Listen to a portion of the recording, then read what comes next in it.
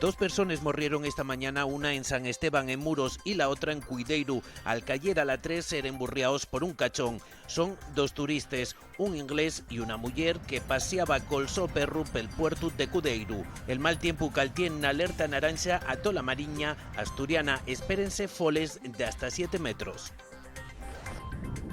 Ubieu, Xixón y Avilés superen el 90% de ocupación para esta Semana Santa. Las ciudades beneficiáronse de la alta velocidad o eventos como la Ubieu Cup.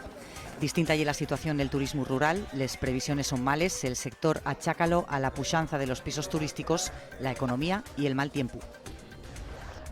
La Dirección General de Tráfico aumenta los controles de alcohol y drogas para siciliar los 140.000 desplazamientos per carretera que se esperen estos días en Asturias. El alcohol sigue siendo la segunda causa de accidentes. Quienes se someten a las pruebas están cada vegada más concienciados.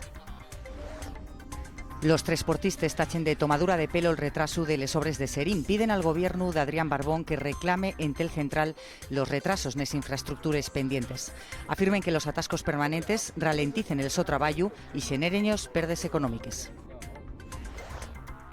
La unidad de drones de la Universidad de Ubieu y la Universidad de Santiago de Compostela acaben la patente de un sistema que va a permitir medir resquiebros en grandes infraestructuras como pontes. Esto va a menorgar el riesgo de los trabajos naltor que hasta ahora ya era la única manera de hacerlo. El prototipo permite además medir los resquiebros de forma más rápida y precisa.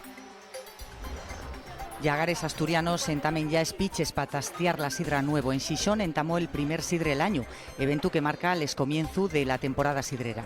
Estrena ayugamiento Natalaya en el barrio xixonés de Cimavilla. Pueden tastiarse hasta el domingo 50 palos. Prado y Pedregal escollóse este año como la mejor sidra, seguida de Peñón y Cagüeñes.